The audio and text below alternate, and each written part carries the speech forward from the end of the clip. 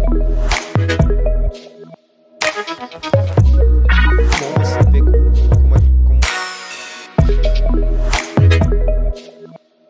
RenovaCast, o podcast da Igreja Presbiteriana Nova Jerusalém.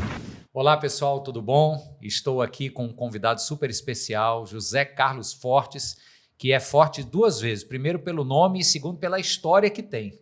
E a gente quer, de fato, que esta conversa hoje do nosso RenovaCast seja para você uma inspiração. A história do Zé Carlos, o momento de Deus na vida dele também tem me inspirado há muitos anos. Eu digo isso para ele e tenho certeza que pode inspirar a sua vida. Então, convido você para participar conosco agora desse bate-papo. José Carlos Fortes, que alegria ter você aqui no nosso programa, no nosso RenovaCast. A ideia, como o próprio nome diz, é que seja um podcast que traga renovo para vidas. E eu acho que a sua história, né, a sua caminhada, ela tem muitos capítulos de renovação, de superação. Então, sem mais delongas, se apresenta para a turma, quem é você, casado, filhos, etc. E depois a gente quer conhecer essa sua caminhada de vida. Legal. Ok? Bom, beleza. Primeiro, queria agradecer ao convite do pastor Mário, nosso mentor, nosso guia espiritual dentro da igreja. Uma alegria para a gente. Agradecer a oportunidade de estar aqui, contar um pouco da nossa história, né? Eu até brinco, você falou forte até no nome, né? Mas na verdade eu até brinco. É José Carlos Fortes, no plural, ou seja, bem forte e mais. É Rocha, porque o nome completo é José Carlos Fortes Rocha. Rapaz, então é muita fortaleza junto pelo no menos mesmo nome. Pelo menos o nome, né? Legal. Muito bem. Eu sou casado, eu tenho 4 filhos. Tenho o Rodrigo, o Gabriel, o Guilherme e a Sara. Certo. E sou, digamos assim, muito dedicado sempre me dediquei muito ao estudo, né? Eu sou de formação, a minha primeira formação acadêmica é matemática, sou matemático. A segunda formação foi ciências contábeis. Certo. A terceira formação, direito. Depois eu fiz uma pós-graduação para cada área dessa, uma em matemática aplicada na área de pesquisa operacional, uma em administração financeira na área contábil e gestão, e uma em direito empresarial, no segmento jurídico de negócios, e ao final o mestrado em administração. Rapaz, então você vê, né? É forte não é à toa. Para ser forte, primeiro tem que gostar de estudar. A turma que está vendo a gente, ó, fica a dica aqui. Mas isso é muito rico. Acho que por causa disso você galgou tantos passos importantes. Mas e aí, como eu tenho essas 3 formações e especializações, mestrado e tal, eu procurei também atuar nas 3 áreas. Certo. Tanto no magistério, fui professor na área de matemática, certo. Fui professor nas engenharias, né, na contabilidade, fui professor no direito.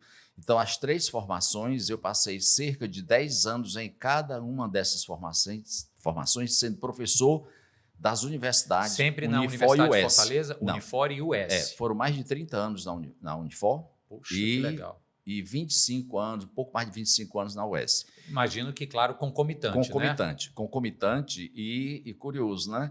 Era uma força de vontade muito grande. Então, eu era professor nas engenharias, na matemática, na Unifor, nos primeiros 10 anos. Depois, fui professor na área da administração, contábeis, mais de 10 anos. E, paralelamente, fui para a US, ficava dando aula nas 2. E nos últimos 10, 12 anos, eu fiquei professor no direito, na Unifor.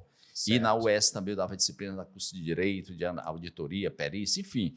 Então, meu lado acadêmico foi muito interligado, tanto o aspecto da matemática convencional, das engenharias.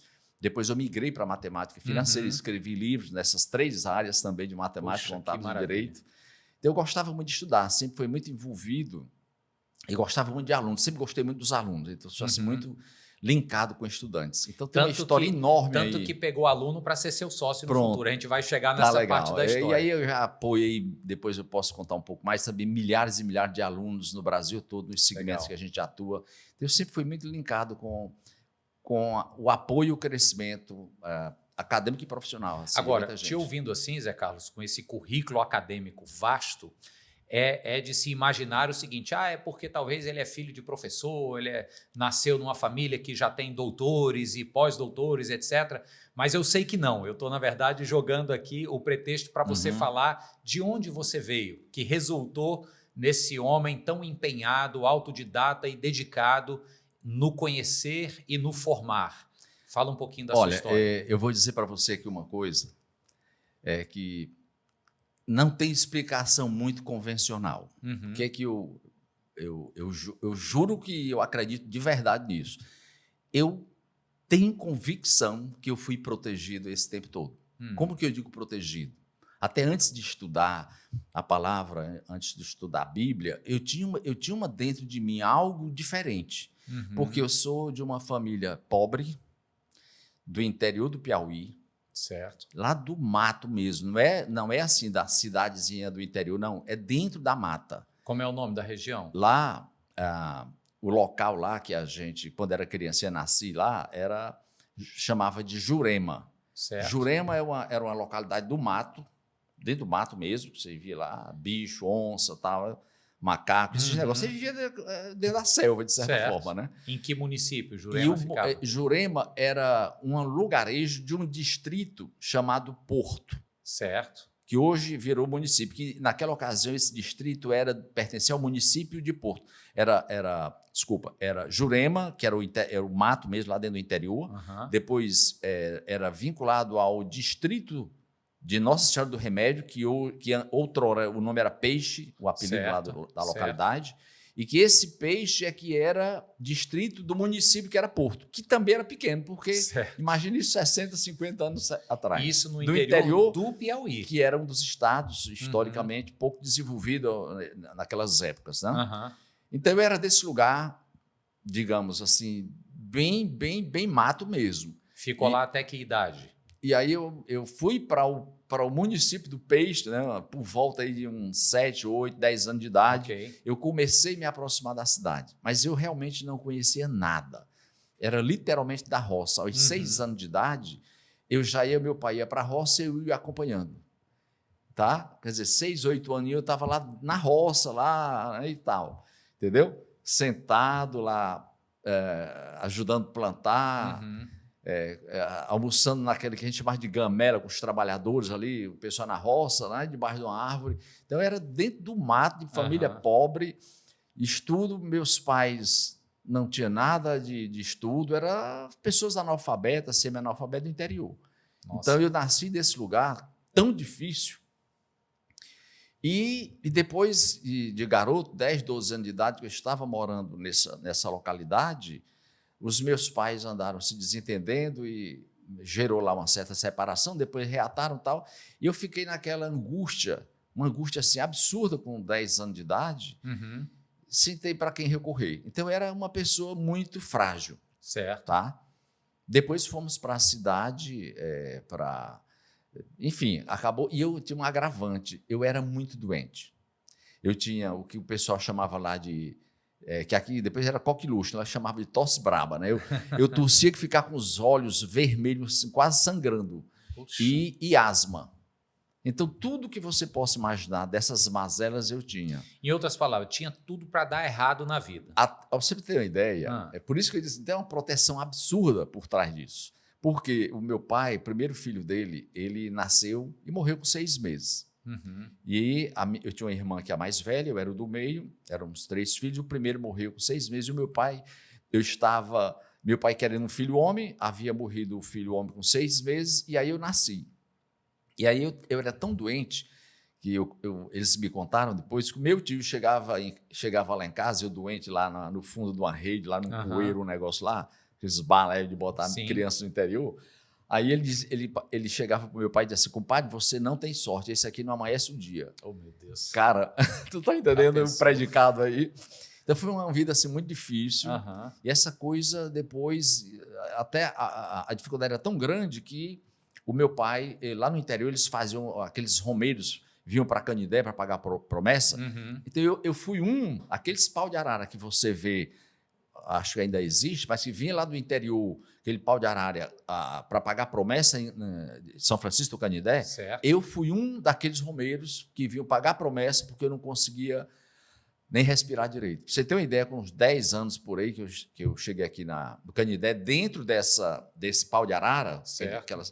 aquelas pessoas humildes que vinham Aham. lá do interior, lá do Piauí, para Canindé, pra você ter uma ideia, a escada lá da igreja de São Francisco que eu não conseguia subir. Meu pai teve que me botar no colo para poder eu subir, que eu não conseguia respirar. Sem respirar direito. Então Nossa. foi uma vida assim dura, mas muito dura. E aí a gente acabamos se mudando aqui para Fortaleza. Tinha um tio que começou a viajar pelo mundo e tal, se estabeleceu aqui e nos convidou para vir. Então, do interior do Do Piauí, interior do você Piauí veio eu vim direto para Fortaleza. Aí Certo. o drama foi o segundo drama. Aí foi cruel, porque Que é o que houve? você chega do interior, estudo praticamente zero. Você já tinha o quê? Uns 12 Eu anos? tinha exatamente Certo. 12 anos de idade. Foi em 1968, em julho de 68. E aí me colocaram num colégio público. Eu não tinha o menor nível, digamos, de estudo para acompanhar o colégio da cidade grande naquela. Imagina o cara do interior. Comecei a estudar com 7 anos de idade, numa escolinha lá do interior, e você não aprendia quase nada. Aí tinha algumas dificuldades. Quando chego aqui, você vai e lhe coloca no meio do ano, já tinha passado a metade do ano, me botaram no segundo semestre, numa escola lá, que era no Arminda de Araújo, uma escolinha lá na Bezerra de Menezes, uma escola pública, para meio que pegar o bonde andando, Sim. a turma toda integrada, eu lá do interior, não sabia nem falar direito, e me joga no meio desse negócio. Tu imagina aí os bullying que eu sofri, você não tem noção. Então, ou seja, foi muito mudou cruel. o lugar, mas os problemas continuaram. Se acumularam, inclusive. Isso. Entenderam? Aí vieram outras dificuldades, muitas dificuldades. Então, tudo isso, eu acabei que ao longo dessa história, aí os meus pais tiveram um novo desentendimento, acabou que se separaram. Eu lá já com os meus 16, 17 anos, tive que virar o dono da casa. Sim. Sem emprego, sem estudo, e com muita dificuldade. E o que foi que me rendeu? Uma gastrite. Ficou você, a sua irmã e a sua mãe. As duas irmãs, que a outra já são duas. E acabei que eu peguei até uma gastrite, que era muito preocupado, eu queria dar eu sempre fui assim, meio que protetor, digamos assim, na família. Tomava a frente de querer resolver as coisas, mas... O famoso arrimo, né? O arrimo de família. Aí não tinha condição de fazer nada. Então, meus projetos eram arranjar emprego de qualquer coisa para ajudar a sustentar em casa. E você fica aqui, cara, você não conhece ninguém, é de outra região, de outro estado, sem experiência, sem grandes estudos, com dificuldade e ainda os pais separados. Aí você fica num drama. Imagino. A ponto de eu chegar e prometer para minha mãe, foi muito curioso essa cena, eu ainda lembro. Eu disse, olha, eu vou fazer um concurso para ser carteiro para sustentar a família. Cara, cruel, né? Com todo respeito aos carteiros, naturalmente, é uma profissão, uma atividade e tal, mas naquela ocasião eu almejava me agarrar em alguma coisa para poder sair Talvez da dentro dificuldade. do teu contexto era o que tinha de mais concreto, né, eu poderia, digamos, arranjar um emprego meio ali mais seguro, e aí eu saí procurando emprego de qualquer coisa. Acabou que meu tio depois foi crescendo e eu cheguei para ele e pedi uma oportunidade, ele tinha uma fabriquinha de confecção, e aí eu pedi para trabalhar lá. E ele, muito arredio, não queria parente aqui em casa, minha irmã havia trabalhado lá, saiu e eu pedi para entrar no lugar dela só para, tipo assim, me dar a oportunidade para terminar alguma coisa que ela começou. Eu fiz curso de datilografia e tal. Sim. Acabou que ele chegou e disse, não queria de jeito nenhum. Ele disse, pois deixa eu começar pelo menos como contínuo. Aí o meu primeiro emprego foi lá. Aí eu era contínuo, eu varria as calçadas, lavava os banheiros, comprava merenda para as pessoas. Meu trabalho era esse. Esse é o contínuo raiz, né? O contínuo, é o dito cujo, né? O office boy não era contínuo raiz. Entendeu? Eu estou te ouvindo e assim, eu quero fazer uma inserção aqui, porque eu acho que é importante. A gente vive num contexto hoje atual, onde se valoriza muito o fator motivacional das palavras, né? Das palestras. As pessoas têm necessidade de motivação para conquistar. Agora, a gente sabe, você falando isso, me lembro demais, talvez um dos maiores motivacionais chama-se necessidade. É isso que eu ia colocar. Necessidade. Eu queria só pontuar, eu terminei de ler ano passado a biografia do Dostoiévski, E ele, no final da sua carreira, já como um escritor altissimamente consagrado, um pai de um jovem escritor conseguiu uma entrevista com ele e pediu para ele ler o material que o filho tinha recém-escrito, um jovem de 12 anos de idade. Ele leu o material e na lata do menino disse assim, tá péssimo, tá horrível. Aí o pai disse assim, mas o que é que meu filho precisa para escrever melhor? E ele olhou para o filho e disse, sofrimento. Ele tem que sofrer um pouco mais, depois ele começa a escrever bem. Olha, achei isso bem emblemático, né? Você não tenha dúvida do que você colocou, é pura verdade. Uhum. E eu lembro que, aí, muito bem, eu comecei a trabalhar, eu morava, qual era o meu sonho? Era comprar uma casa própria, certo, para abrigar minha mãe e minhas irmãs. Uhum. Então, eu saía atrás de procurar comprar qualquer coisa perto de Calcaia, bem distante, porque era o lugar mais em conta. Sim. Conjunto naquele... Enfim, acabou que eu consegui comprar uma financiada, aquelas que você financia em 30 anos. Uhum. Naquele tempo, tinha uma pessoa que havia comprado e não queria mais, porque você comprava e a dívida aumentava e acaba era impagável. A situação era essa. O cara chega assim, eu transfiro para você e você assume. Então, eu adquiri uma casa lá no final do Antônio Bezerra, lá depois do Antônio Bezerra, lá bem distante. Certo. Tanto é que quando eu descia do ônibus, eu ainda andava umas 4 quadras à noite para chegar em casa, a pé. Então, eu fiz esse percurso durante muito tempo. E toda noite, eu descia do ônibus, 11 horas da noite, aí estudava e tal, e disse, rapaz, tem que dar certo um dia, tá muito difícil a caminhada, mas tem que dar certo, porque eu estou fazendo o que tem que ser feito. Isso. Então, eu tinha esse princípio. Você está fazendo a sua parte. Eu estou fazendo a minha parte. Eu estou me dedicando, estou estudando, estou trabalhando. Chego em casa às 11h30, meia-noite. No outro dia vou de novo. Então, eu passei anos fazendo isso. Um esforço, assim, muito forte. E com muitas dificuldades. E tudo isso foi me ensinando a ter tolerância, foi me ensinando a compreender as pessoas. Resiliência também, né? Hoje eu leio muita coisa que as pessoas falam, como você colocou, e eu vivi tudo isso. Eu sou fruto desse processo. É como que o pessoal fala, foi passado na casca do alho, não sei essa história, passado né? Na casca do alho. Eu fui exatamente isso. Por quê? Porque as dificuldades, elas me impuseram tantas coisas que eu tive que adquirir força onde não tinha. É mais ou menos assim, entendeu? E aí tem muitas histórias malucas. E o curioso, só retornando à história quando eu era o contínuo lá da empresa do meu tio, e ele não queria, depois eu fui indo, depois disse, cara, eu tenho que arranjar uma maneira de dar uma evoluída, de melhorar. Eu sabia que eu tinha talento eu tinha muita curiosidade, queria aprender. E eu cheguei aí eu comecei assim, bom, qual é o curso que eu vou fazer para arranjar um emprego melhor?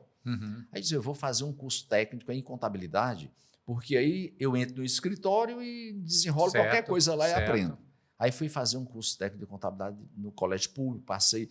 E foram uma dificuldade, só voltando um pouco, quando eu estava nesse grupo escolar, para ir para o curso técnico de contabilidade, eu tinha que passar por média, senão não conquistava uma vaga particular, ou uma vaga no colégio público. E aí, como é que eu ia estudar se não tinha dinheiro para pagar? E eu tinha que fazer um jeito. E eu não tinha nível, mas eu comecei a estudar, me dedicava, mas eu me dedicava assim, era mesmo de corpo e alma. Aquele que não tinha dinheiro para comprar o livro, pegava o que dá, eu anotava o que dava. Era cópia de alguma coisa, mimeógrafo, aquele negócio, pegava lá e me dedicava, estudava. Sempre quando conseguia um dinheirinho, eu comprava livro. Adorava comprar livro. Eu tinha assim, uma verdadeira, digamos assim, uma fascinação por livro. Eu tinha assim, tudo que eu encontrava eu queria comprar de livro, daquilo que eu queria estudar, né? Então eu tinha assim, sei lá, mais de 200, 300 livros só de matemática. Porque eu gostava, cara, eu disse, como é que eu faço para me diferenciar dos outros? Eu tenho que ter uma coisa. Aí, como matemática as pessoas não gostam, é um negócio assim, que de certa forma há uma rejeição meio que geral, uma dificuldade. Aí eu vou pegar esse aqui, né? Eu tinha uma certa facilidade e aí comecei a me dedicar a ser diferente a partir do conhecimento. Certo. Entendeu? Muito importante isso. Você foi buscar algo que lhe diferenciasse, né? Essa foi a sacada. Por quê? E aí, com tudo isso, eu já entro no colégio, eu consegui passar por média para poder conquistar a vaga para o segundo grau, no curso técnico. Certo. Que foi no Colégio Estadual Joaquim Nogueira, lá no Amadeu Furtado, depois da Bezerra de Menezes, lado esquerdo, para ali. Certo. Então, eu acabei conseguindo a vaga, aí lá eu entrei no curso técnico de contabilidade. Disse, bom, agora eu vou organizar a vida, né? Uhum. Estudei, me dediquei, fazia curso paralelo. E foi um esforço assim, muito forte. Acabou que eu, nesse caminho do curso, o que eu percebia? Eu tinha um professor, essa história é muito bacana, eu tinha um professor que ele, ainda lembro dele, eu não vou nem citar o nome não, porque deixa quieto, né? Mas, enfim, ele era professor de matemática no curso de contabilidade, no curso técnico. Ok. E aí, dia de sexta-feira, ele gostava de faltar aula. E aí, o que eu fazia? Eu trabalhava lá na empresa do meu tio, aí eu fazia um curso, eu pedia lá para eu sair mais cedo na hora do almoço, ao invés de ter 2 horas de almoço, não me dê só 1 hora que eu quero antecipar minha saída final de tarde para eu fazer um curso adicional para de noite já ir para o colégio. Então, entre ali 5, 6 horas, 6h30, eu já me matriculei num cursozinho lá no centro de matemática, para fortalecer. Estudava aquele negócio e de lá eu já ia para o colégio. Então, eu estava o tempo todo me diferenciando da média. Aí, avancei. Quando eu estava já no segundo ano da contabilidade, lá do curso técnico, o professor começava a faltar. Aí eu comecei a me oferecer para os alunos, olha, o professor não veio hoje, eu posso fazer uns exercícios para vocês aqui. Aí eu ia lá para ensinar a galera a fazer os exercícios da matemática, que todo mundo tinha dificuldade, e eu comecei nessa brincadeira.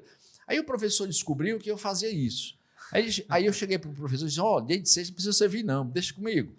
Aí eu doido pela oportunidade de, cara, deixa eu dizer que eu sou bom. A tua vida de docente já sendo ensaiada ali, né? Pronto, entendeu? Aí eu começava a me destacar. E essa coisa foi evoluindo. Resumindo a história, eu acabei depois terminando o curso técnico de contabilidade. O meu tio, que não queria que eu fosse funcionário lá na empresa dele, percebeu, sentei com o contador lá e comecei a pegar as dicas que ele tinha, o contador dele, e aí a gente foi evoluindo, foi aprendendo. No final da história, eu cheguei a um ponto que o meu tio chegou e disse, olha, a partir de hoje, ele agora vai ser o auditor-geral da empresa, tudo que tiver aqui tem que passar pela mão dele, tudo. Daquele cara que ele não queria nem como contínuo. Aí, no final, eu sei aquela pessoa que depois dele não podia ter nada que eu não pudesse fustigar em qualquer setor da empresa. Então, isso deu um up muito forte, né? Isso tenta pontuar numa janela de tempo. Desde que você começou como contínuo até o dia que seu tio falou isso, foi quanto tempo? Uns 4, 5 anos. Olha só. Agora, foram 4, 5 anos de noites pouco dormidas, muito estudo, muito ônibus para lá e para cá. Para lá e para cá. Aí teve uma coisa muito curiosa, que era assim, eu era muito dedicado à matemática, porque era aquilo que eu podia, digamos assim, era a minha âncora. Certo. Né? Porque não tinha muitas possibilidades. Então, eu me diferenciei naquilo. Muito bem.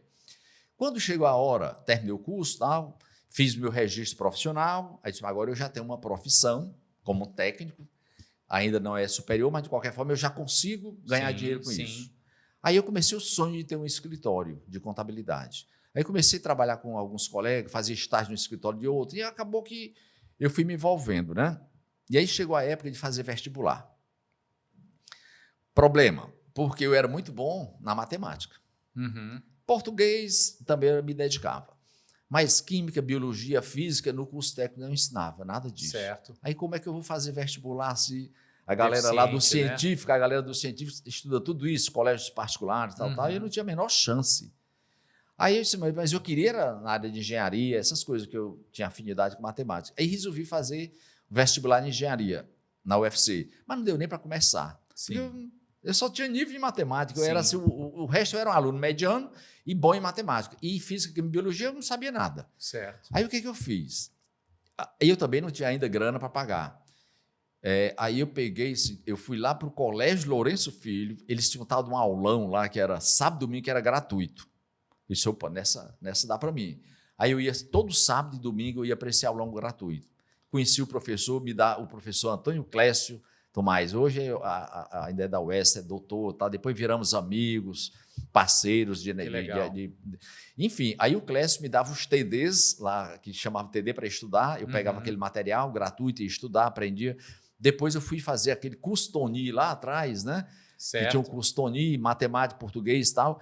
Acabou que... Mas aí faltava a base para eu realmente fazer um vestibular. Eu disse, rapaz, eu vou fazer matemática, já que não consigo. Se eu for fazer o segundo ou terceiro N vestibular, não ia passar nunca, eu não tinha nível, eu tinha que voltar a estudar tudo de novo. Aí eu disse, eu vou fazer matemática, eu vou atrás de um curso de matemática, vou me dedicar, e certamente na matemática que eu passo, ninguém quer. Aí eu disse, eu vou fazer na Unifor. Naquele tempo tinha matemática na Unifor. Certo. Aí eu disse, bom, e lá é pago, mas tinha crédito educativo. Opa, então vai dar para mim. Aí eu entrei, fiz vestibular de matemática. Como me parece que tinha mais vaga do que aluno, aí esse conseguiu passar, né? Bastava não zerar. Acabou que eu entrei na matemática. Entrei na matemática, comecei a me dedicar, aí saiu uma disputa, um concurso lá para monitoria. Certo. Monitoria de cálculo, que Certo. era da matemática. Aí eu me inscrevi. Não deu outra, né? Só tinha uma vaga, eu conquistei a vaga para monitor da matemática. E fiquei monitor da matemática, e aí realmente eu deslanchei, né? Cheguei, aconteceu um fato curioso também, o professor, que era de cálculo 1, que era meu amigo Cleito, hoje gosta de karatê, tá? Uma pessoa muito querida, e o Cleito era professor lá da disciplina de cálculo 1, e ele pegou aquele que chamava de cobreira na época, não tinha um negócio de uma doença que você pega lá, o fato é que ele teve que se afastar. E toda vez que o Cleito ia ter aula do cálculo 1, eu pedia para, cara, precisar de alguma coisa, eu estou aqui. Então, eu costumava vir ali resolver exercício para os alunos. Certo. Aí ele pegou essa doença lá, dessa cobreira, e ia ficar 15 dias afastado. Rapaz, é assim, com todo o carinho para ele, eu torci que ele ficasse um pouquinho mais, entendeu? Mas não pela doença, mas pela ter a oportunidade. Aí eu agarrei essa oportunidade. Foi o monitor da ocasião. Permanente. Aí passou, e o curioso que nessa monitoria, e foi muito engraçado, eu antes dessa monitoria, teve um fato curioso. Quando eu estava fazendo cálculo 2, que a monitoria era para cálculo 1. E aí eu estava fazendo cálculo 2, o professor Francisco Silva Cavalcante, saudoso, uma figura realmente extraordinária, fundou a Universidade Federal na área de matemática, professor mais de 50 anos na UFC, era uma pessoa realmente assim, histórica, colégio militar, Vigílio estava, César Calles, tudo foi aluno dele, essa turma militar e tal. O professor Cavalcante era o coordenador do curso de matemática.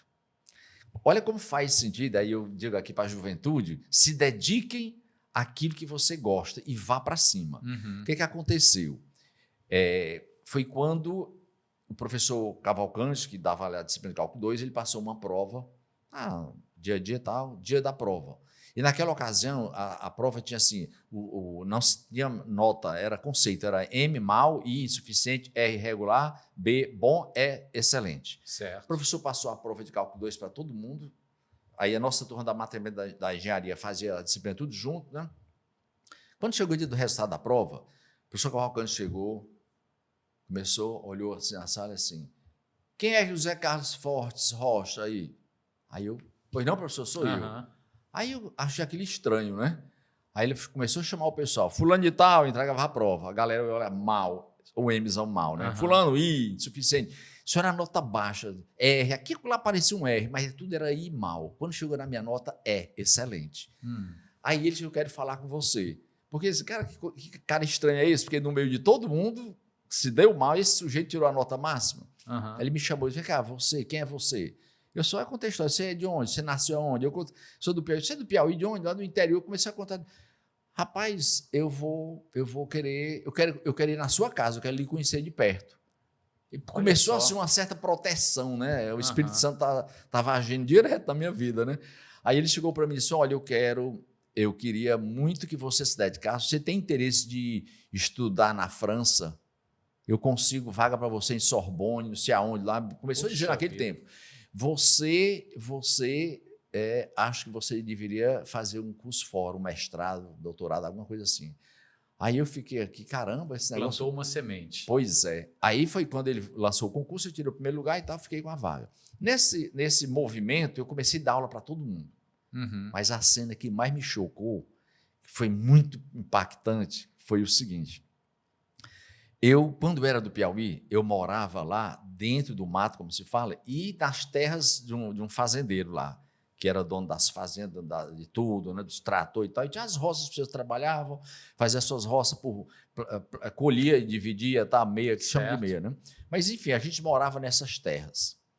E tinha lá uma pessoa que a gente conheceu, foi quando eu conheci gelo pela primeira vez, aquela geladeira de gás no interior e tal, menina velha de 8, 10 anos. Aí, rapaz, tinha um filho do fazendeiro, um cara assim, bem posicionado, né? Filho do milionário da região e tal, muito estudado e tudo mais.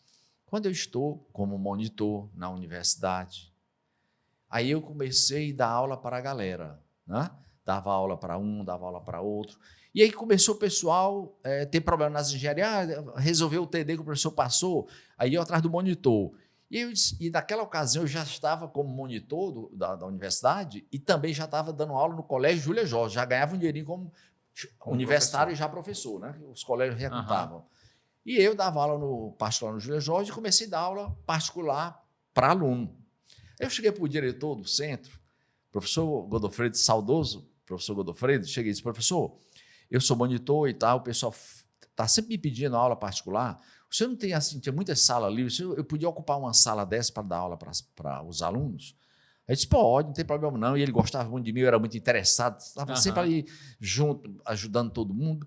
Isso é uma outra coisa que eu digo para a juventude, se disponha, né? Ajude, contribua, porque se você não contribuir, se você não ajudar, você tende a ficar irrelevante e talvez até dispensável. Então, você precisa estar sempre colaborando, ajudando, contribuindo. Eu já anotei 2 verbos seus aqui agora. Primeiro, se dedique ao que você gosta e se disponha para as pessoas. Isso é muito forte. Continua. Muito bem.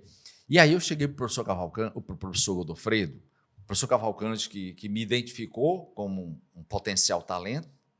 Ele era o coordenador do curso de matemática e o professor Cavalcante, e o professor Godofredo era o diretor do centro naquele tempo, era matemática, geologia, física, química e tal. Certo. Isso na Unifor. Na Unifor. Certo. E aí, ele, tá bom, então você pega uma sala, pode usar sem problema. E ele disse, bom, então eu vou ficar usando essa sala, digamos, principalmente aos sábados, que eu estudava de manhã, trabalhava à tarde, à noite, estudava também, enfim, acabou que eu comecei a dar aula à tarde, sábado à tarde. Um dia eu estou dando aula lá para os alunos, resolvendo material, preparando para a prova nas engenharias. Aí eu cobrava aula, acabava a aula, a galera arrecadava a grana, botava no bolso, aí eu comecei a ganhar mais dinheiro dando aula particular do que no colégio. Eu pedi as contas do colégio, cara, eu vou ficar aqui só nesse negócio. E aqui eu estou dando aula para o pessoal da universidade, é diferente daquela galera assim mais do colégio. Então eu subi a régua, né? Comecei a ganhar um dinheirinho dando aula, aí eu estou dando aula um dia lá para o pessoal da geologia. Aí um camarada chegou e disse assim, rapaz, Renatinho, só se tu decorar, tu tem que decorar, porque ele não conseguia aprender o negócio. Aí o cara, um amigo dele, disse, cara, decora a sequência, vai fazendo aqui. Cara, decora. Eu falei assim, decorar, vamos primeiro entender. Aí eu comecei, o nome desse rapaz era Edilson. Aí eu disse, Edilson, por que? Não, cara, o Renatinho, ele não tem paciência com esse negócio de cálculo, esse negócio, não. Eu disse, cara, e você disse, não, a gente é amigo, você se conhece de onde? Não. Aí o Renato, o Ed disse, não, eu sou filho do fulano de tal lá do Maranhão, um fazendeiro do Maranhão, o Renatinho é meu amigo, e ele é lá do Piauí, é de um fazendeiro que está lá do Piauí. Eu disse, como é o nome desse fazendeiro? Aí ele falou lá, Raimundo Cearense, que era o nome do pai dele. Aí eu olhei para esse Renatinho e disse, rapaz, aí eu cheguei para ele assim, me diga uma coisa, você é filho de quem mesmo? O cara disse, eu sou filho de Raimundo Cearense lá do Peixe, lá da Porto, tá, daquele município tal. O dono da geladeira. O dono da fazenda, os tratores da geladeira, o filho do dono. E eu lá, menino velho, ele já era um rapaz. Eu tipo assim, tinha uns 10 anos, ele já tinha tipo uns 15, mas era o bonitão do pedaço, rico e tal. Aí eu olhei para ele assim, aí ele disse, você não tá me reconhecendo, não? Você falou para ele? Eu perguntei para ele. Aí ele disse assim, não, como assim? Ele disse, rapaz, deixa eu te contar uma história aqui. Eles dizem, eu também sou piauiense. Ah, você é piauiense? É. E você é de onde? Do Peixe. Aí eu disse assim, rapaz, eu sou do Peixe. Ele quase caiu, mas como assim? Do Peixe? E tu já morou naquele interior? Eu disse, o meu pai tinha um apelido lá que é Francisco Soares da Rocha, chamado de Xixico. Rapaz, eu sou filho do Xixico, que era lá da roça. Ele parou assim, cara, eu não acredito, não. Olha só. Aí ele chegou assim, tu é o Maninho, que eu tinha um apelido na infância, na minha família chama de, ele só tinha um filho, tu é o Maninho, você está falando com ele. Rapaz, esse cara já ficou branco. Quer dizer, olha que história. Tremendo eu isso. dou uma dificuldade brutal e depois eu estava dando aula para o cara, bicho. Agora diga se essas coisas, quer dizer, Tudo é possível, pessoal. Uhum. Se a gente quer, se dedica, Uhum. não há dificuldade. Dificuldade existe, claro, mas não tem história, você supera. Então, isso foi uma coisa que me marcou muito, mas me Uhum. marcou brutalmente. Porque foi um choque quando eu vi aqueles caras assim, milionários e eu lá do mato, cheio de dificuldade. Cheguei numa situação daquela, estou dando aula para esses caras todos. E eu tenho ex-alunos, aí eu passei mais de 10 anos na engenharia, eu tinha 5 turmas que eu dava aula na engenharia, de segunda a sábado, naquele tempo tinha aula de sábado também. Isso era que ano? Você consegue pontuar? Em 81, eu comecei a ser professor. Certo. Para você ter uma ideia, aí quando eu virei monitor, naquele tempo, aí comecei a intensificar, cheguei a perder disciplina de biologia, porque eu nem ia para a aula, de tanto eu gostava de dar aula, né? Eu precisava dizer que eu existia e que eu tinha condição de seguir. E aí eu comecei a dar aula direto. Aconteceu um caso muito curioso, um professor, era professor da UFC e lá da Unifor, e ele teve problema de horário e ele era professor de cálculo numérico para as engenharias. E não tinha professor para substituí-lo. E eu era monitor, gostava muito disso, já gostava de tecnologia, de informática, desenvolvia programa naquele tempo, já com esse computador grande lá da IBM. Eu era aquele instigador, né? Acabou que eu fiquei como monitor, professor da disciplina toda. Só não podia assinar as aulas porque eu não era formado. Sim. Mas eu já assumi uma disciplina e o professor vinha uma vez perdida lá para dar um reforço, conversar e assinar as aulas, porque não tinha professor naquela ocasião. E aí eu acabei a faculdade, fiz uma seleçãozinha, passei, fui efetivado e passei 35 anos. Essa carreira aí dei acadêmica. a carreira acadêmica toda. Então eu dava aula de cálculo numérico para as engenharias. Hoje eu tive assim, uns 10 anos, cada semestre com 5 turmas de engenharia, ou seja, foram milhares de alunos, imagina isso aí durante 10 anos. Eu tenho muitos amigos empresários da construção civil, construtores, que foram seus alunos. Todos muito, porque eu dava aula de ciências de computadores, dava aula de álgebra linear, geometria analítica, cálculo numérico, cálculo 1, cálculo 2. Rapaz, eu estou tentando aula de puxar tudo isso. Aqui na memória se eu fui seu aluno, porque em 1994 eu entrei na Unifor para estudar engenharia elétrica. Eu fui aluno do Caixa d'Água. Caixa d'Água, era meu colega, o Cezão. Cezão, exato. E levei bomba em cálculo 3, mas até cálculo 1 e 2 eu me dei bem. Eu fiquei... Você entrou em 94? 94. Possivelmente, eu estava saindo para as contábeis, eu saí do centro, do CCN, depois virou CCT, certo. Tudo junto. E aí, mais ou menos nessa época, eu acho que eu migrei lá para ciências administrativas, administração contábil e economia. Então, eu dei aula para essa turma toda, das economia, administração, contábil. Por pouco a gente não teve essa interseção. Mas foi uma história muito bacana. Essa história do filho do fazendeiro é fenomenal. Essa aí, quando eu contei no podcast, o cara, isso dá um filme. Mas com certeza. Rapaz, uma história, claro, guardadas as proporções, claro. Mas muito semelhante à história de José do Egito. Cara, foi muito sabe? Eu entendi. Você vê, passaram-se 20 anos, quase isso, e ele dá de cara com os irmãos, que a priori não reconhecem, mas ele agora é o controller do Egito, né? Exatamente. Digamos assim. Entendi. Muito isso teve vários episódios assim parecidos dessa natureza, que a pessoa vê depois e, rapaz, foram tantas histórias nesse percurso que a pessoa às vezes vem com certa prepotência e lá por trás, quando o cara descobre, fica todo envergonhado. Imagina. Eu já elaborei muitas provas de concurso público para auditor fiscal. Eu vivia fazendo... A gente não podia dizer, depois de 2, 3 anos aqui, a gente poderia revelar, dizer... né?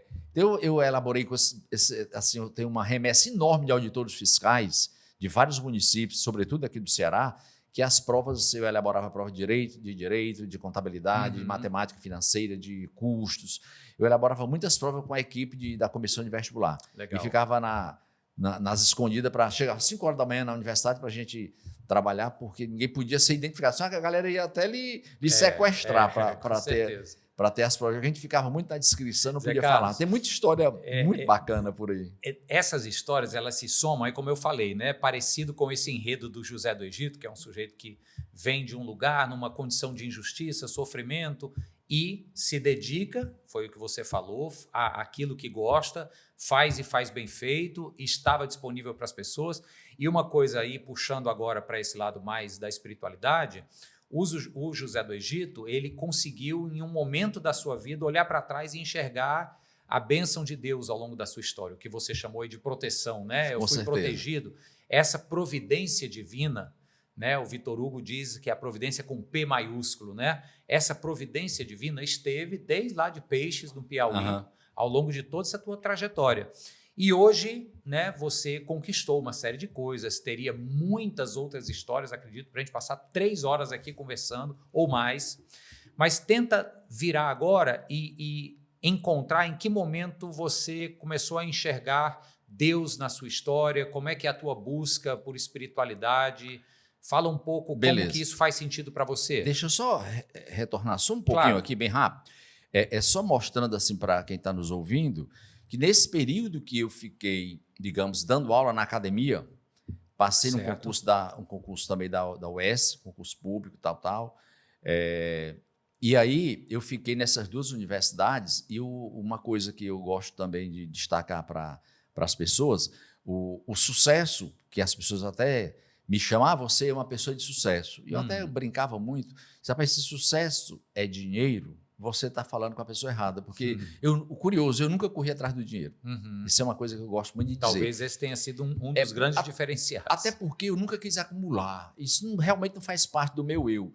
Eu gosto mesmo de fazer. Entendeu? Eu tenho prazer de fazer, de criar e tal. É onde você se realiza. Eu me realizo criando e fazendo. Olha o que eu já criei de coisa que só me deu prejuízo, você não tem noção. Mas muita coisa. Só dá prejuízo. Mas eu tenho prazer. O pessoal até diz, rapaz, Zé Carlos, tu não gosta de dinheiro, tu gosta de trabalhar. O pior que é. Entendeu? O pessoal até diz, teu nome é trabalho, tá na testa. Mas não é bem isso. Eu também me divirto muito, tal. Mas eu gosto de fazer e eu não faço por dinheiro. Lhe juro, de alma. Não estou aqui com discurso piegas claro, de forma alguma. De fato, é claro que a gente quer ganhar dinheiro. Eu sei porque eu lhe conheço. Eu não tenho essas vaidades. Eu tenho uma vida simples, eu sou uma pessoa de hábitos simples.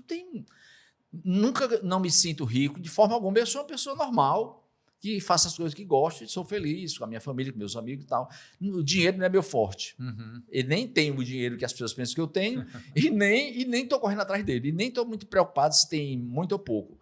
Eu tenho o que precisa para viver direitinho, tá? Agora, o curioso, assim, uma coisa que precisa destacar é que, ao longo dessa carreira acadêmica, esses 30 anos de atividade acadêmica, escrevendo, dando aula, palestrando, viajei o Brasil todo dando palestra e tal, eu sempre empreendi.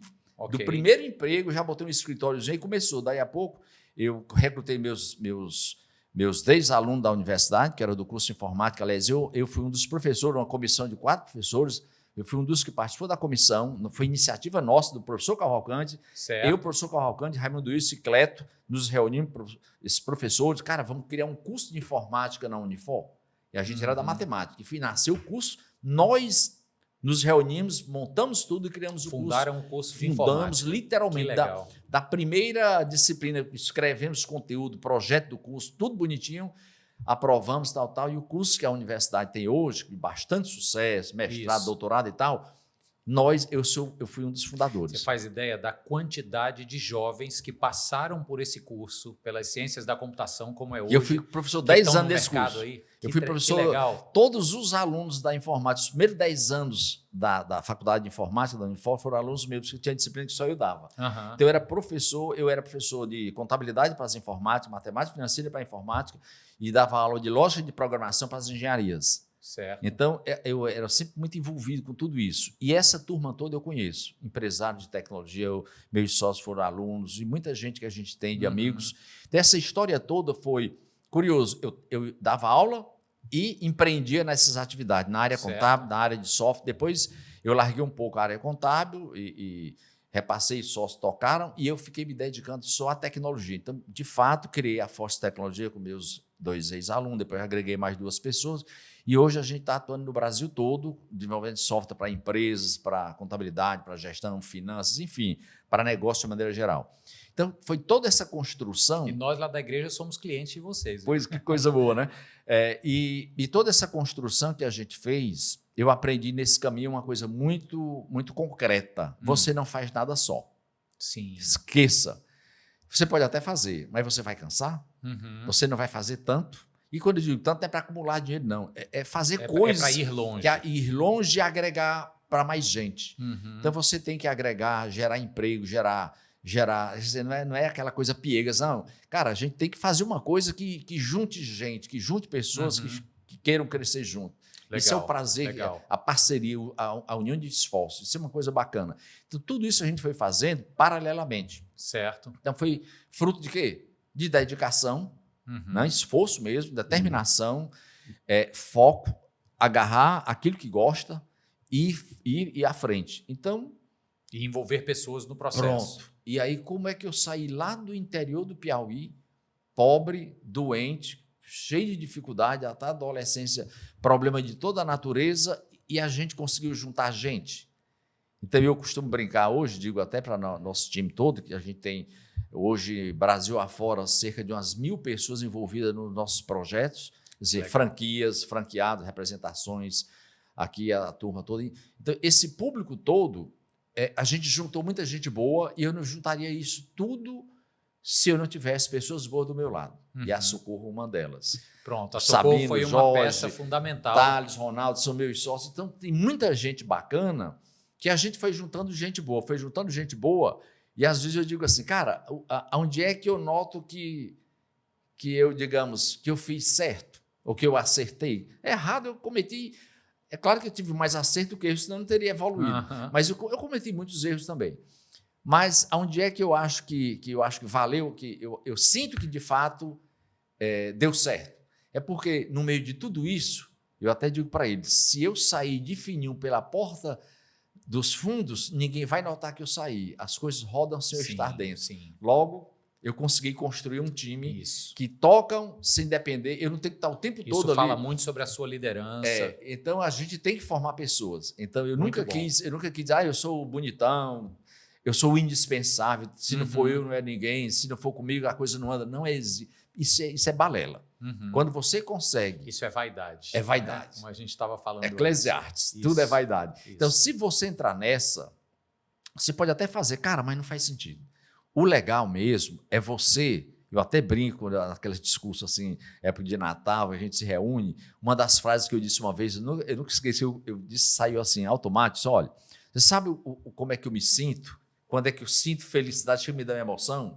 É como eu vejo, digamos assim, o meu time tocando as coisas, eu me sinto como um treinador de uma equipe de futebol, que o time está lá dentro jogando, ganhando, e eu estou lá na torcida, e ninguém nem sabe que eu sou o treinador ou o fundador. Eu estou lá calado e o time dando show e diz, cara, valeu a pena. Legal. Foi muito bacana porque eles andam sem precisar de mim. O que é que eu posso contribuir aqui? Eu vou lá e dar um reforço, uma estratégia. Opa, vamos por aqui agora. Treina, galera, toque. Aí eu recuo. E vamos lá, porque todo mundo cresce, todo mundo fica meio que empoderado, na palavra bem moderna hoje, né? As pessoas se sentem envolvidos. E aí as lideranças vão nascendo, as pessoas vão se desenvolvendo. Se você ficar lá o tempo todo determinando, você vai inibir de talentos. outros talentos ascenderem. Que aí os caras vão ser sempre aquilo que você é, não faz sentido. Cada um tem seu jeito de ser. Zé Carlos, dentro do meu ambiente, que é a igreja, além de pastor de ovelhas, eu sou líder de uma instituição. Claro. Né? E tem um livro que marcou muito a minha caminhada, a minha vocação pastoral, de um autor norte-americano chamado Eugene Peterson, e o título do livro já fala tudo. O título do livro é O Pastor Desnecessário. Bacana isso aí. Sabe? Gostei da mensagem. Ele está bem dentro do que você acabou de falar. É por aí. Se o pastor ficar achando que a coisa só anda por causa dele, por causa do dom que ele tem, etc., algo está errado. Algo está errado, é vaidade. É vaidade, você não deixou as pessoas crescerem. Isso. Ou você não teve a competência de compreender que você não é insubstituível. Exatamente. Você tem que ter a humildade de saber que tem gente que faz algumas coisas melhor do que você. Então, é assim que funciona. E se você não contratar pessoas, se você não abrigar-se, digamos, não trouxer para o seu time pessoas que em determinadas coisas são melhor que você não vai crescer nunca a instituição. Isso. Se alguém é melhor nessa área, traga o melhor do que você naquilo. Isso. O que você precisa, a meu ver, ter é a capacidade de coordenar o processo. Exatamente. Mas tem que deixar aflorar os talentos e as lideranças, porque as coisas ficam mais vão se perpetuando mais, né? Vai vão mais ficando mais longe, né? serenas. Olha, Aliás, uma dessas pessoas, eu tenho certeza, que você trouxe para perto no time, que é extremamente talentosa e que você também deu asas e ela voou muito alto, é a nossa amiga em comum, Socorrinha. Socorrinha, né? figura extraordinária. E a Socorrinha, eu sei que ela tem um papel importante na sua vida. Quer falar sobre Agora isso? vamos voltar, você fez aquela pergunta, Ao retorna ponto lá. da espiritualidade, Pronto. né?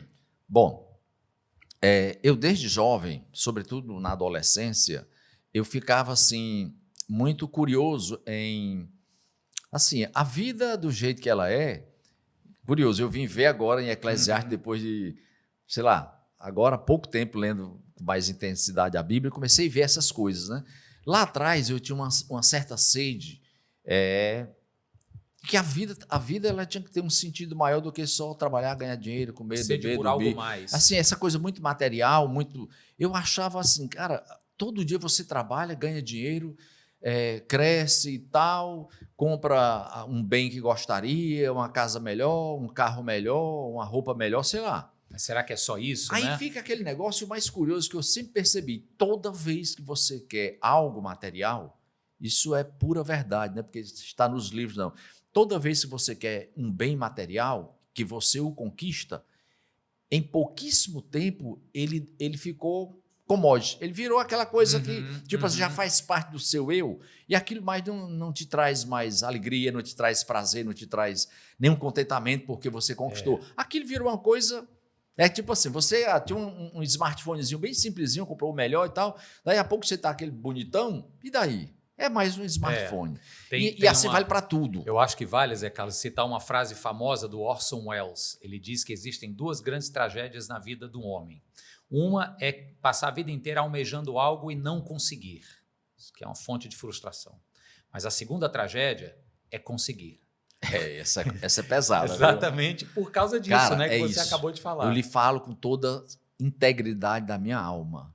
Todas as coisas que você vai conquistando, mais cedo ou mais tarde, elas vão ficando a tal da psicoadaptação. Você se acostumou com aquilo lá e aquilo lá não gera mais diferencial para você. E se o teu alvo de vida for só conquistar você aquilo, está morto. Você vai viver no tédio. Você vai viver no tédio, correndo atrás e você não vai encontrar nunca.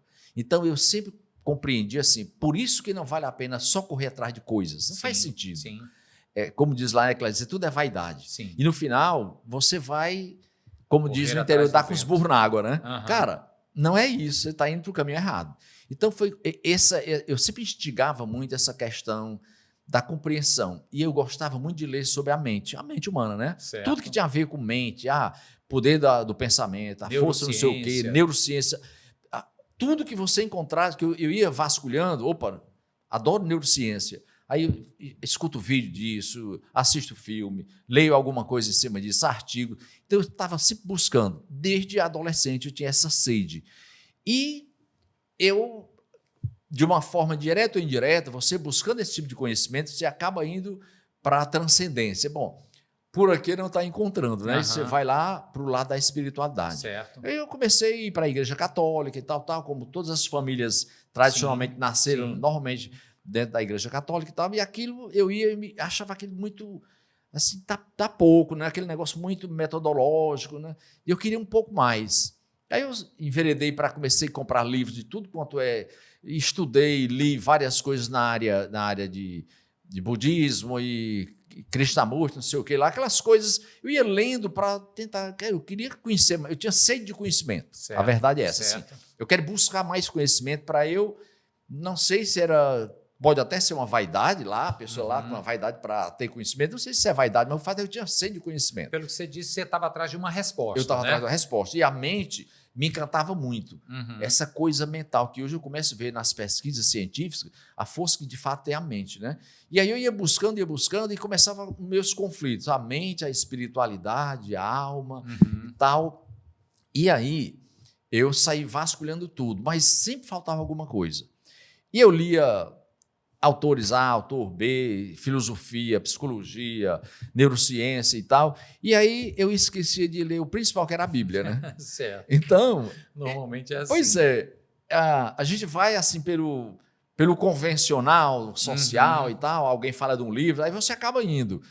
E eu era, embora católico, mas assim, dentro da igreja católica, nas missas que eu frequentava e tal, tinha aquelas passagens bíblicas citadas, não estou aqui criticando a religião católica de forma alguma. Sim, sim. Eu tá respeito, claro, respeito claro. todas as religiões, qualquer que seja seu credo, e qualquer pessoa, restrição zero, cada um faz aquilo que acha melhor.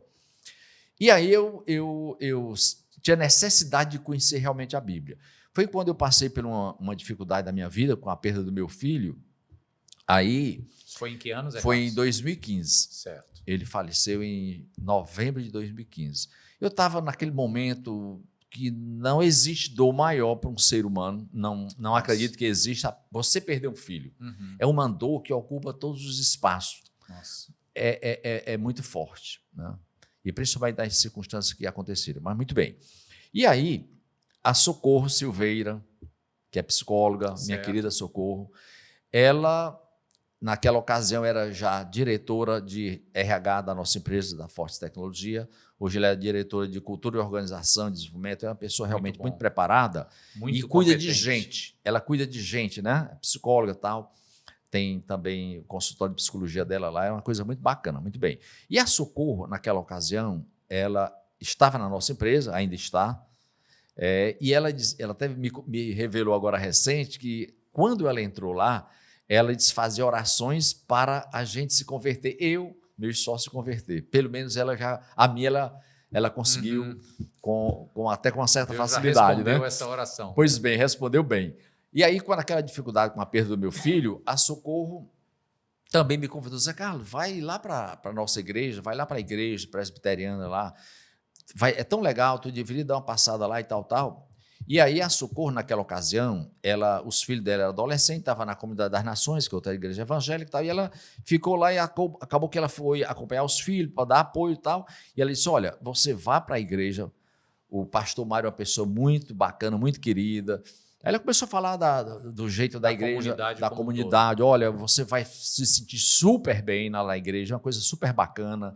Você vai se envolver realmente com Jesus Cristo, com a Bíblia. Ela deu aquela força. Olha, o Tom, que é o nosso querido Ednilton, né? Uhum. O Tom, lá que era o nosso, digamos assim, o nosso líder lá na estrutura organizacional da igreja, que a gente gosta muito do Tom.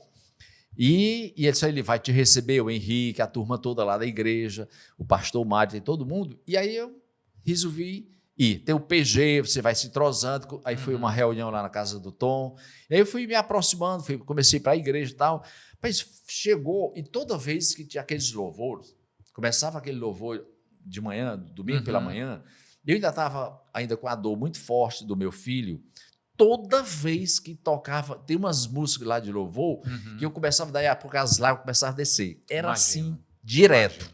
Além, digamos assim, da emoção pela perda do filho, teve também a emoção do envolvimento que eu nunca tinha sentido. Um toque de Deus mesmo. Eu nunca tinha sentido nada daquilo. Eu tinha ido para N igrejas, assim, eu nunca, eu fico assim, um negócio assim meio arrebatador, aquela coisa assim que eu comecei a me sentir super bem. Eu lembro que eu ia às vezes para a missa e eu ficava assim, contando a hora que acabasse, né? Aí, aquela coisa. Mas, e aí na igreja lá que a gente está lá, e você, nosso pastor líder, eu comecei, cara, o tempo passava, que eu disse, já acabou? Eu tinha o prazer de ficar ouvindo as pregações suas, dos demais pastores, eu adoro, eu amo assim, porque é uma lição de vida, é uma espiritualidade, uma coisa muito bacana que faz bem à alma. Mas faz bem assim, você fica envolvido. São histórias bíblicas, muitos testemunhos bacanas, e aquilo foi me envolvendo.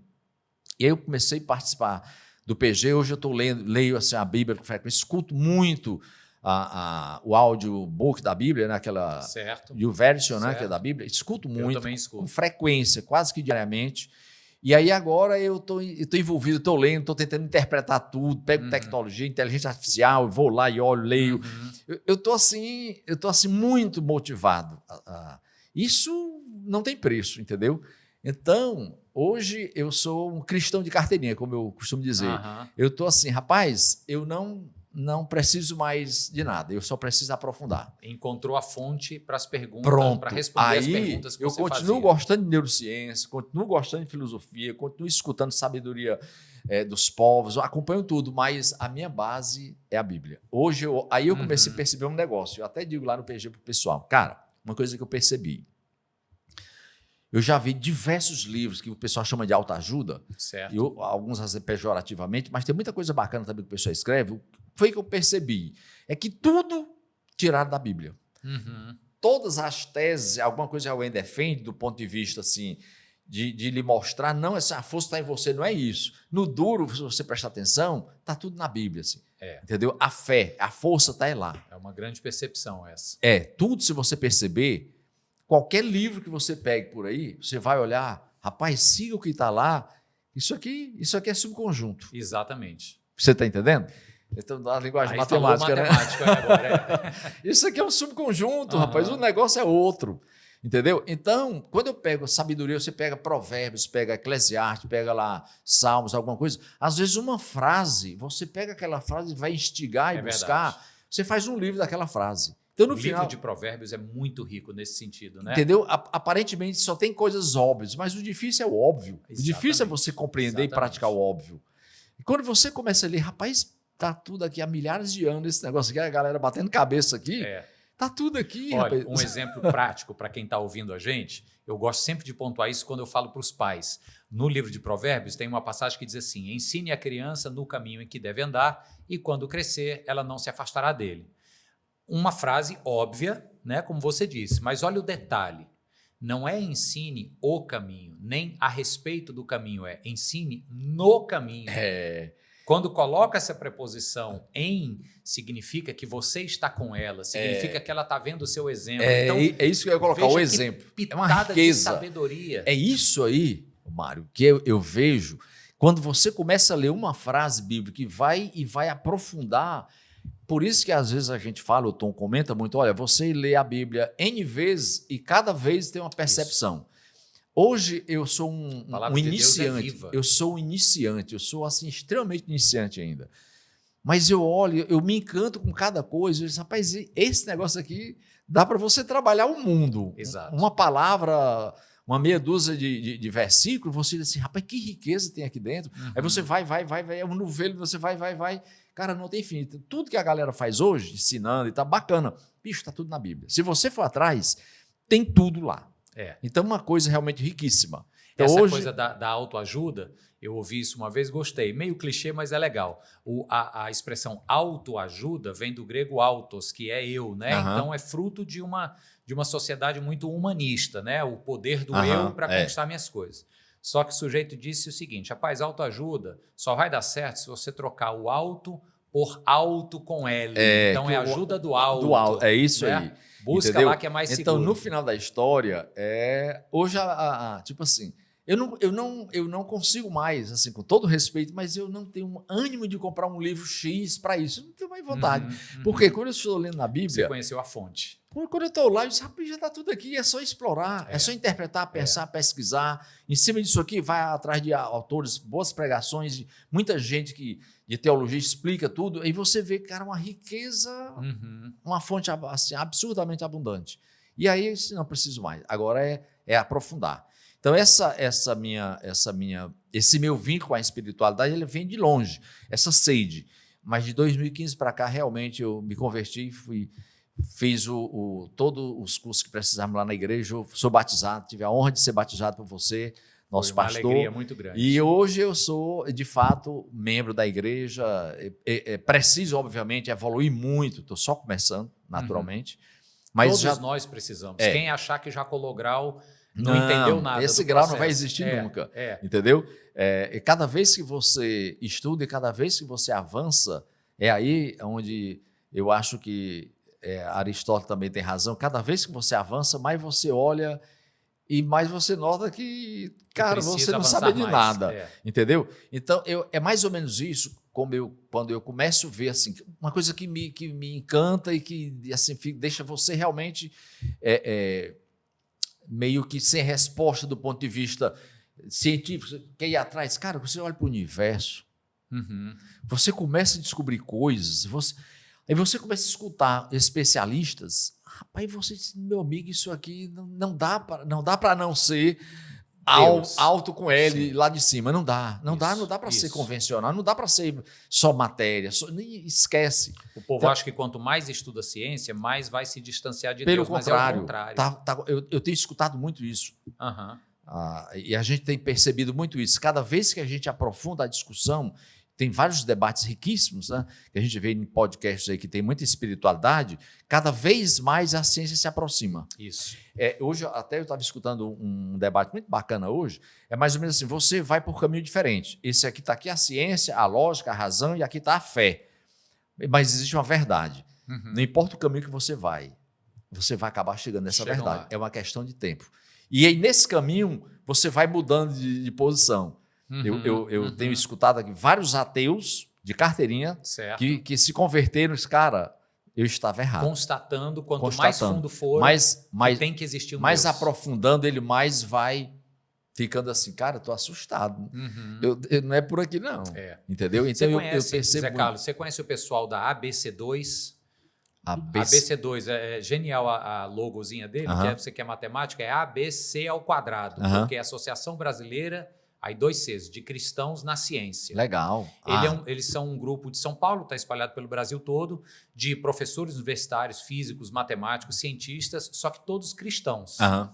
E o site deles, depois você entra, Tá ótimo. Associação Brasileira de Cristãos na Ciência.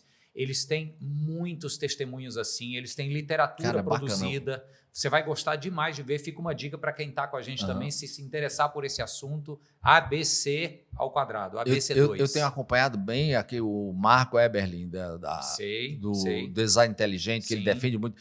É muito bacana. Tem muita coisa legal ali Isso. que aí você se embriaga, né? E a Assim, conclusão é essa: quanto mais cara, avança na ciência, mais mais para perto de Deus não tem você erro. vai. Não tem erro. E aí não restou outra alternativa. Rapaz, não, o lugar é aqui. Isso. E hoje eu estou assim, extremamente feliz e recomendo fortemente quem está na dúvida ou que a fé está fraca, abrace, estude, se vincule a uma igreja, estude a Bíblia, você vai começar a pensar diferente. Amém. Eu posso dizer que não é que eu era do outro lado, mas eu era do mundo mais mundano mesmo, mais convencional.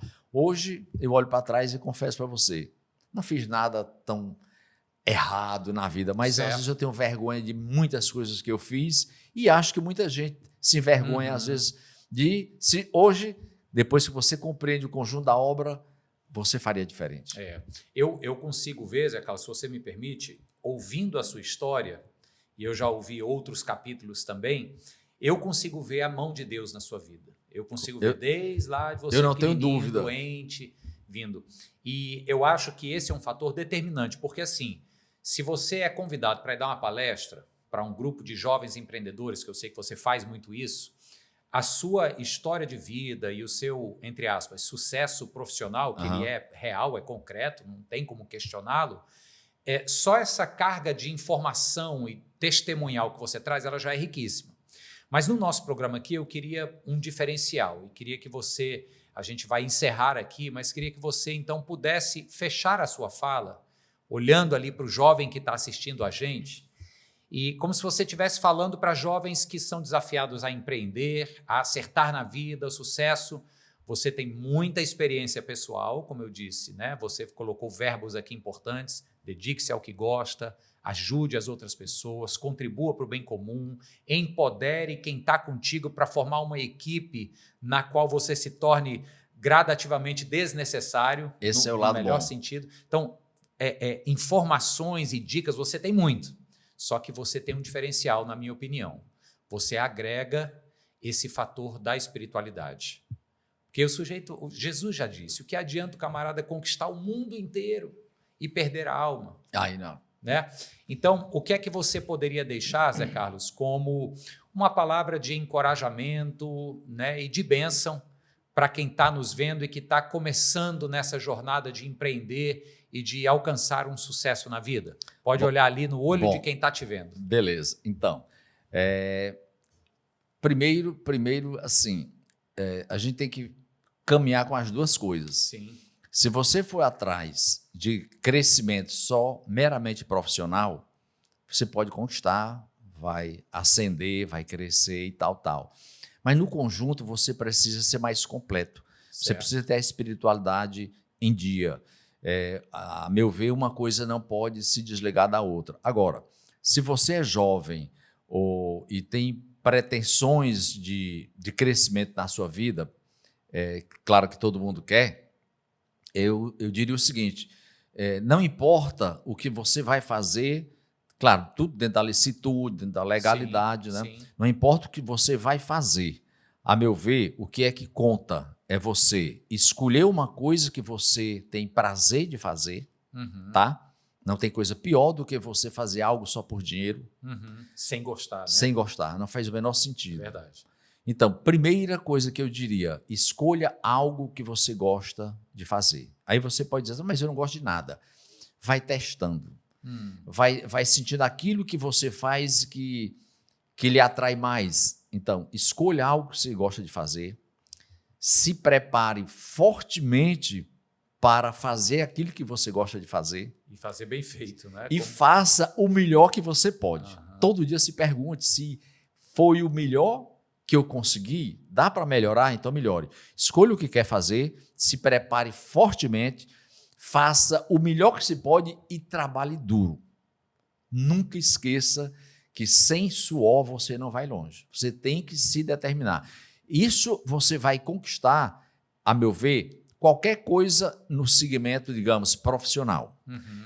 E nunca esqueça de pedir ao Deus nosso esse apoio, essa proteção e se envolva com a espiritualidade, busque, porque é isso que vai lhe dar o conforto psicológico, moral, dar uma estabilidade emocional, porque às vezes você cresce muito no profissional e se não tiver o espiritual bem alinhado, bem agregado, vai ficar faltando, vai ter um vazio, Né? você vai gerar ansiedade, você não vai ter um conforto, você não tem um muro onde se encostar. Uhum. Então, a espiritualidade, a meu ver, ela preenche muito isso. Ela lhe dá o conforto, ela lhe dá a sensação de paz. Então, quando você trabalha com essas características que eu falei, conhecimento daquilo que gosta, determinação e faça tudo da melhor maneira. E no meio de tudo isso, com a espiritualidade junto, nunca esqueça que qualquer atividade que você desenvolva, você tem que botar na cabeça que você está desenvolvendo para resolver o problema de alguém. Uhum. Se não for para resolver o problema de alguém e para ajudar alguém, isso não vai gerar sucesso. Uhum. Porque não adianta Muito você... importante isso. Você tem que resolver a dor de alguém, de algum segmento, de alguma comunidade, de alguma circunstância. Aquilo que você faz tem que ser efetivamente útil para alguém. Uhum. E se é útil para alguém, esse alguém vai querer. E se ele vai querer, ele vai escolher. Se você fez bem, foi tempestivo, na hora certa, com efetividade, com disponibilidade, vai dar certo. Não tem erro. Uhum. E não esqueça de pedir uma proteçãozinha do Espírito Santo, que é onde está a raiz de tudo, entende? É o que a gente chama da bênção de Deus, né? Entendeu? Como eu contei um pouco da minha história, eu passei por esses percalços todos. E por que eu estou aqui sentado com um pastor altamente diferenciado, ungido, uma pessoa assim ultra querida, de bastante, eu não diria de bastante, de muitos conhecimentos bíblicos, espirituais, enfim, uma pessoa nesse nível. Viu? Eu digo porque eu escuto todo mundo. A minha mulher é sua fã de carteirinha, a Rejane, que é médica. E eu dela. Ela é assim, cara, ela olha assim, pô, o pastor Mário é uma coisa assim encantadora, ele é muito ungido. Então, se eu estou hoje aqui sentado, fazendo esse debate, batendo papo, trazendo um pouco da minha história com todos esses gargalos, e a gente poder contribuir com muita gente, é porque eu tive proteção divina, eu não tenho a menor dúvida. Até as dificuldades, elas me serviram demais. Aliás, eu só destacando a Rejane, que a minha esposa, chega para mim e diz assim, olha, você imagina se você é uma pessoa que veio de dificuldade, tirou leite de pedra. Tem umas histórias muito engraçadas dela, né? Ela tirou o quê de pedra? Você tirou leite de pedra. Você não tinha nada existia e você teve que fazer tudo, meio que com as mãos, mais ou menos como ela diz. Aí ela diz assim uma coisa curiosa. Ela chegou para mim e disse assim, olha, imagina se você tivesse nascido numa família de condições. eu digo assim, minha filha, talvez não fosse assim. A história seria muito diferente. Talvez, aí é onde você se engana. Porque quais são dos fatores que mais me ajudaram a sair da situação que eu vivia e hoje estar numa posição social, socioeconômica e espiritual e de amizade bem posicionado? Porque o que foi um dos fatores mais importantes, e eu digo sem nada piega, sem nenhuma demagogia, cara, eu tive a oportunidade de precisar muito. A necessidade, né? Eu tive a oportunidade Sim. de precisar muito, de necessitar demais. Como eu tive a oportunidade de, digamos, de muitas dificuldades, de enfrentar muitas dificuldades, isso me fez, trazendo aqui para aquele adágio popular, aquilo que não mata fortalece, entendeu? Então, como eu tive essa oportunidade de precisar demais, de muita necessidade, de ter que ir atrás porque não tinha, isso fez com que a gente fosse superando isso coisas. É tão importante, Zé Carlos. Então, se eu tivesse nascido em berço esplêndido, muita coisa boa, talvez eu não tivesse feito, estaria já muito bem, e aquilo lá não me fortaleceu.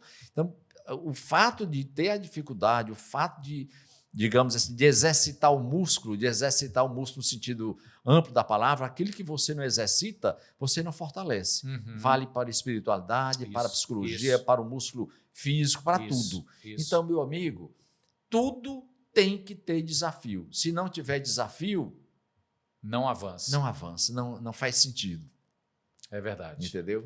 Muito bom. É mais ou menos eu fico imaginando os pais que estão assistindo a gente, que a gente, como pai, a gente quer evitar que os filhos sofram de todo jeito, né? Eu também sou assim, eu também sou pai, mas no duro a gente fica se traindo. A gente fica fazendo errado.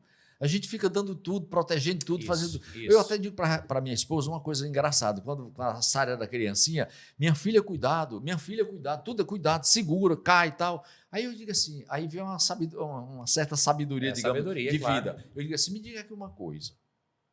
Cuidado quando você vai atravessar a rua. Cuidado, cuidado de tudo. É aquela proteção permanente, exagerada e tal. Eu digo assim, você já viu algum menino de rua sendo atropelado?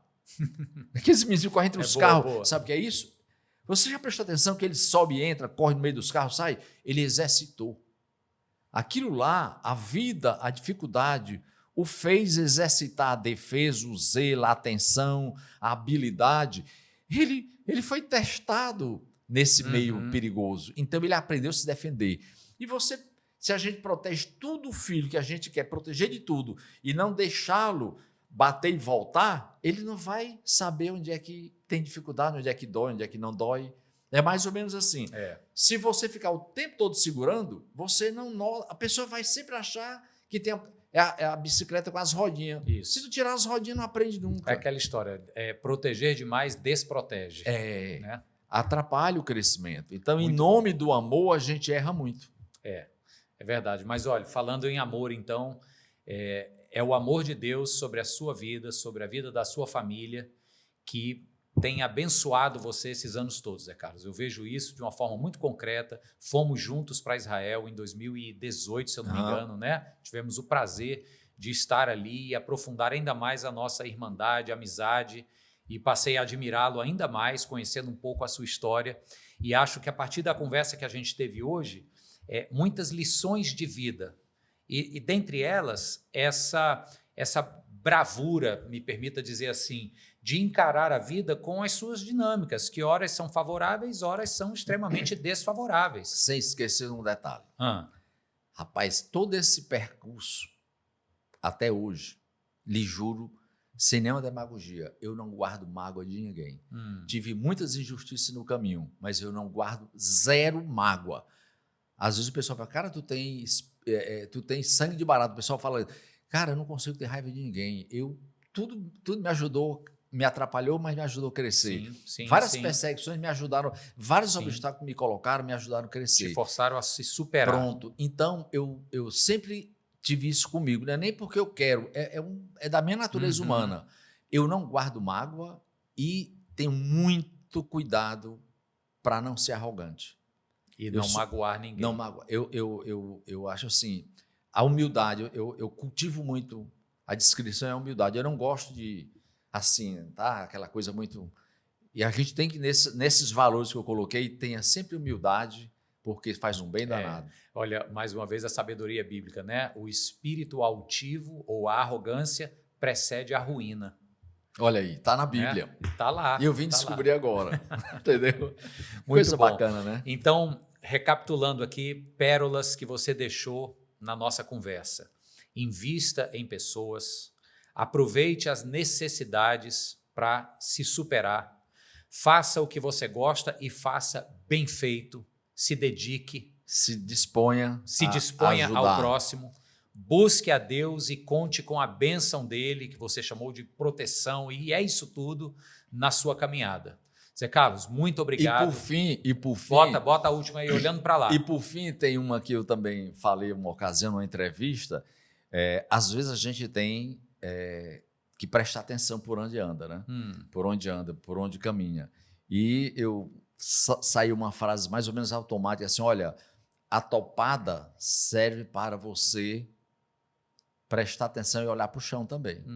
Porque às vezes você começa a querer viajar demais, esquece das origens, esquece dos detalhes. Então a topada, se você leva uma topada, aquilo é um obstáculo para mostrar, olha, preste atenção por onde está caminhando. Entendeu? Então essa topada é um obstáculo para também te ensinar a ter pé no chão. Muito bom, tá? Muito bom. Querido, então acho que chegamos ao fim. Quero mais uma vez agradecer, dizer da minha alegria de poder tê-lo recebido aqui e certamente eu creio e oro por isso, para que essa nossa conversa viaje o mundo da internet, alcance muitos corações, encoraje, motive jovens, pais, empreendedores, empresários. Certamente você nos abençoou muito hoje com a sua história. Quero lhe agradecer, inclusive, porque eu sei que você é uma pessoa muito discreta e reservada, mas você foi bastante pródigo aqui em abrir sua intimidade, contar Claro. né, do falecimento do seu filho, da sua caminhada com a Rejane, com a Sara. Deus abençoe sua vida. Obrigado por seu coração generoso. Eu que agradeço, pastor Mário, pelo convite, pela oportunidade de estar aqui batendo papo, né, contando um pouco da minha história. E espero que aquilo que eu vivenciei, que sirva de exemplo, né? Como está lá na Bíblia também, Isso. que o exemplo arrasta, né? O exemplo é muito mais intenso do que as palavras. E a gente sempre buscar fazer o que tem que ser feito. Né? Sempre procurando em quaisquer das ações da gente para ajudar o próximo. Sempre procurando para ajudar. E mandamento de Cristo, se livra das pragas da alma, que é a vaidade e o egoísmo. Né? Então a gente tem que deixar isso, minimizar o máximo que puder. Amém. E trabalhar, fazer o bem, e as coisas vão naturalmente dando certo, e se agarre com a espiritualidade. Deus no comando e está tudo certo. Amém. Amém. Por aí. Valeu. Bem, nós estamos aqui há quase 1h30 conversando. Se você ficou até agora com a gente, é sinal que você gostou, que você está sendo abençoado por essa conversa. Então, eu quero te encorajar a fazer duas coisas. Primeiro, se você já não assina o nosso canal, clica para assinar e receber as notificações de coisa nova, de conteúdo novo.